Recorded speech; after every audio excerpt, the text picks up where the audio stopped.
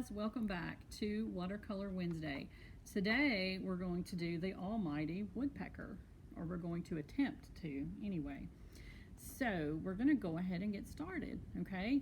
I want you to find, just like before, I would like for you to find the rough edge of your watercolor paper. And the reason for that is the water adheres better to that and it doesn't drip as much.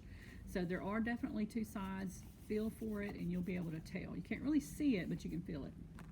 Okay, so the first thing we're going to do to create our woodpecker is we're going to draw a figure 8, but it's going to be in a gray color, and as you can see, we don't have a gray color here, so we're going to have to mix some colors together.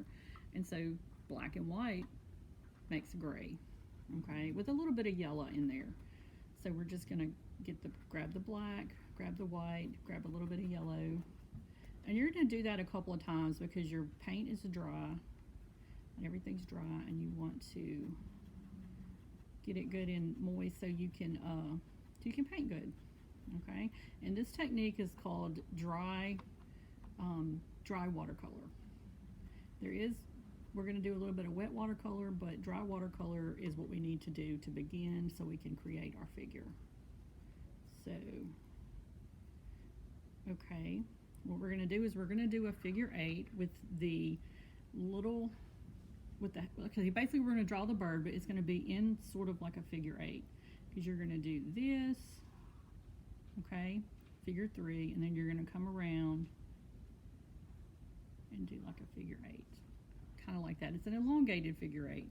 Okay, then you're going to make your belly a little bigger, and you see how it's not dripping, so this side of the paper is good for this. The main thing to remember is don't be scared of the paint. Don't be scared of messing up. I've included in your kit several pieces of watercolor paper so you can start over. And if it gets too much, out of control, you can always dab it with the paper towel and come back and just, do something else. So don't be afraid of it. I'm still a little bit afraid of it, but that's okay. So this is kind of what you're going for here, and we're not blending any colors, we're not using the water just yet because we want to get our shape good and going, okay?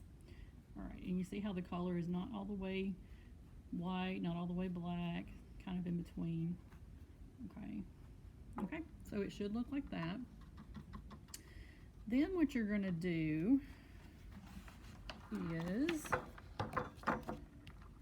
you're going to do the little beak, and first you're going to introduce a little bit of water to it, okay, just to kind of bring the color down a little bit, if that makes any sense. You want it to bleed in.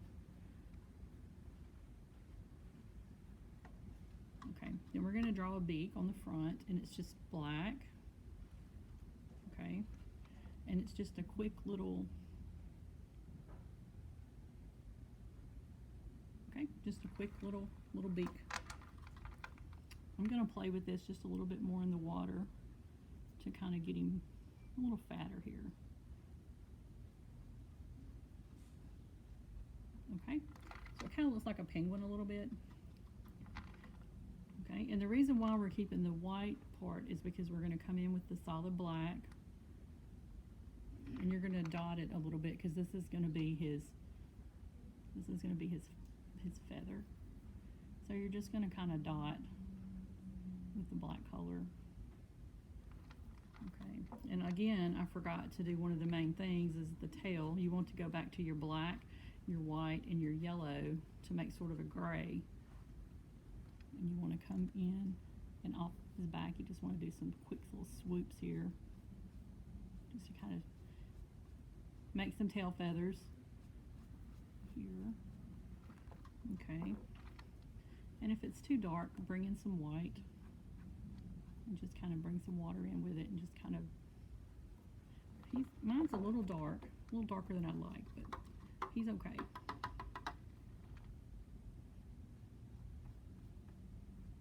Okay, so the next step in this is you want to put some red on the back of his head. This one was kind of tricky with mine because the water was bleeding.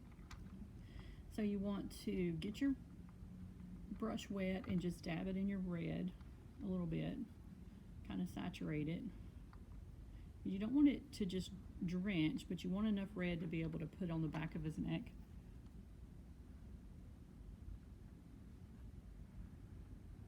I think I'm doing a great job with that, but anyway. So the male woodpeckers are going to always be prettier than the females, and that's in any birds. That's so they can attract a mate. Then next we're going to do his eye, which is a little tricky too because there's also so much black on here already. Just gonna dot, just like dot right there. Still not working. Come down into the white area.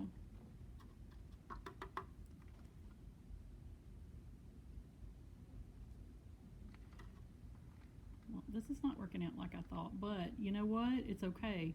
You can always come back, and then you're gonna, well, the dot's not gonna work on his breast because I've got it too dark. But normally you would put some white little dots here. Okay, so what we're gonna do is we're going to draw his legs. I'm gonna mix a little bit of brown and black together, and then you're gonna just one stroke, and then you're just gonna draw a line across and do like little chicken feet because I don't know how to draw legs very good.